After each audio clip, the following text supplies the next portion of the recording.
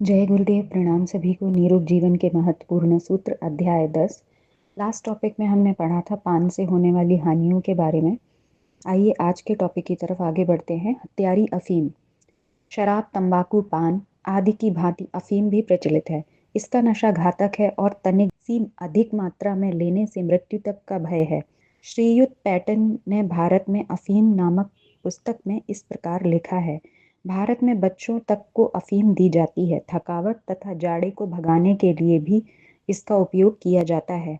किसी बीमारी को रोकने या भगाने के लिए लोग अफीम का सेवन करते हैं और अनेक केवल व्यसन के लिए खाया करते हैं।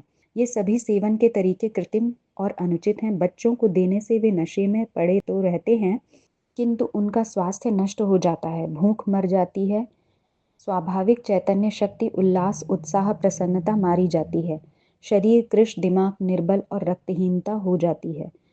उनकी जीवनी शक्ति क्षीण हो जाने से वे जल्दी ही बीमारियों के शिकार बनते जाते हैं।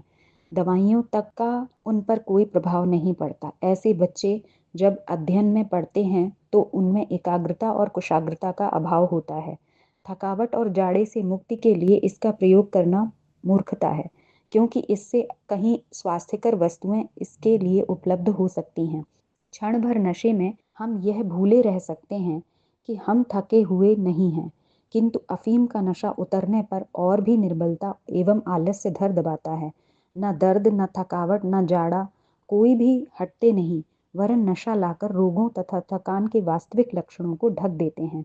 श्री पैटन के अनुसार अफीमची को कब्ज, रक्त की न्यूनता, भूख कम लगना, हृदय, फेफड़ों एवं गुर्दों के रोग, स्नायुजन्य कमजोरी, फुर्तीलेपन का अभाव, आलस्य, निद्रा की कमी, चित्त भ्रम, दिवा स्वप्न, नैतिक भावना की कमजोरी, कठोर कार्य से भागना, अविश्वास, शारीरिक निर्बलता उत्पन्न होते हैं।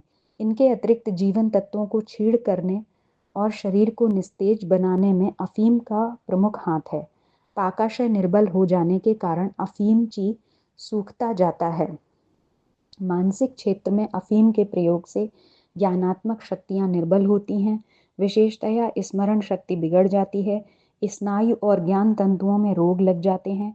कुटेव पड़ जाने से यदि नियमित समय पर अफीम प्राप्त न हो तो किसी भी कार्य में तबीयत नहीं लगती। हाथ पांव बेजान से पड़े रहते हैं, क्योंकि अफीम उनकी स्वाभाविक शक्ति को पहले ही नष्ट कर डालती है। भारत में यह बुराई चीनियों के अनुकरण पर आरंभ हुई। अंग्रेज सरकार ने हमें अफीम के नशे में रखकर हमें समुन्नत होने, स्वयं अपना भला बुरा सोचने का अवसर न दिया। इस अन्यायपूर्ण एवं दुष्ट नीति के कारण हम गुलामी के अंधकार में वर्षों सोते रहे। तब हमें इस व्यसन का परित्याग कर देना चाहिए। देशभक्त एंड्रूज ने लिखा है, अफीम की आदत धीरे धीरे मनुष्य के शरीर और आत्मा को भी खा जाती है। जिन जिलों में अफीम खाने या पीने की आदत है, वहां का संपूर्ण पुरुष वर्ग निकम्मा हो जाता है। उसमें कोई परिश्रम का कार्य नहीं हो पाता। अंत में निराश जीवन व्यतीत करते हुए यमलोक को सिधारता है। पर इससे अंग्रेज व्यापारी, पूंजीपति तथा राजपुरुषों को क्या? अतः इस घृणित व्यसन का परित्याग तुरंत करना उत्तम है। डॉक्टरी और वैज्ञानिक उपयोग को छोड़कर अफीम का अन्य प्रकार से उपयोग करना अनुचित है। तो आज के टॉपिक में हमने अफीम से होने वाली बहुत सारी बीमारियों के बारे में जाना और ये भी जाना उसकी लत कैसे हमारे देश में आई।